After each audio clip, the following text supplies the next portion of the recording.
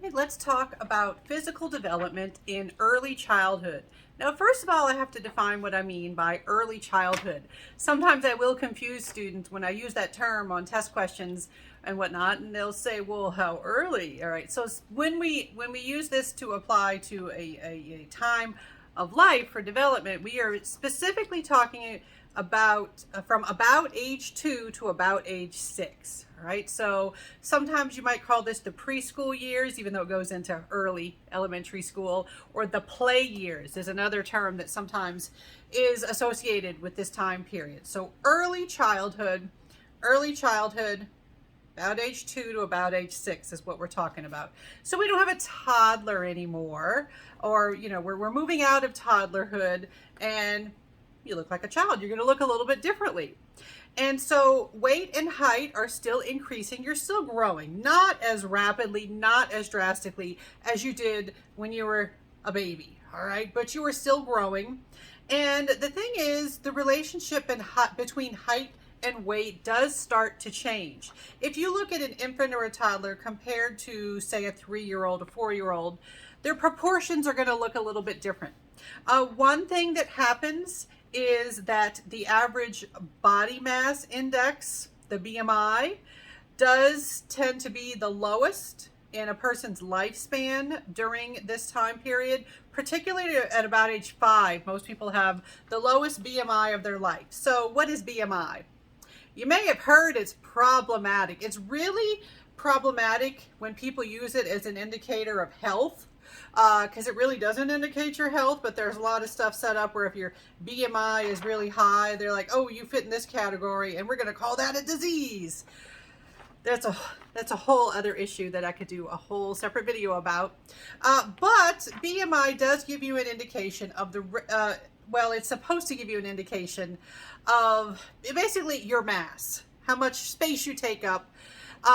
The thing is, it is influenced by things like bone density, muscle density, because muscle and fat, they both can weigh something, but they take up less space. So there are problems with the BMI, but it is a measure, and we do know it tends to be the lowest at age 5. Now, in particular, most people are going to be their leanest at about that time, meaning they have more muscle, less fat, essentially, if you're going to put them in a ratio.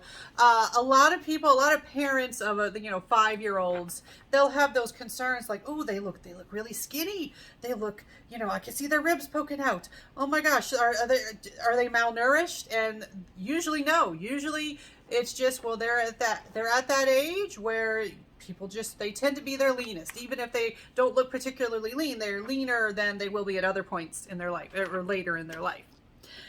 All right, so children, they become slimmer and the lower body lengthens. And remember, toddler, that word comes from the way toddlers walk around. They toddle around. This starts to change because the center of gravity changes.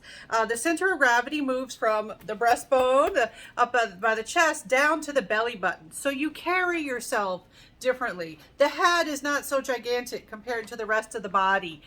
Some people will say that you've gotten into early childhood because they start to look like a miniature adult rather than this qualitatively distinct individual that you see with an infant or a toddler. They just look like they took an adult and shrunk them down to smaller size. All right, so that's your basic stuff about growth during this time. Let's also talk about the brain. The brain does go through some changes. Remember, that prefrontal cortex is not going to be fully mature until you are into adolescence and beyond. Other things that are happening.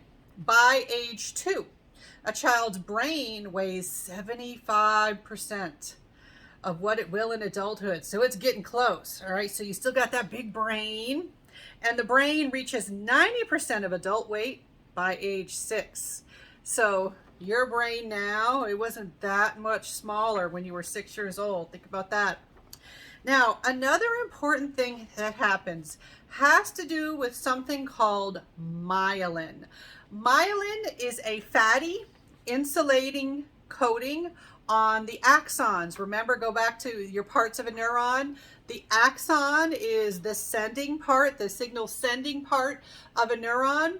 Well, this fatty coating starts to form on some axons.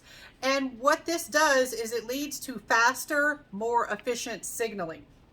And so myelin is going to change processing speed, and it contributes to the increased weight because the myelin actually does weigh something. All right, so that's just a sampling of some of the changes. Those are some of the major changes that we see with physical development and brain development in early childhood.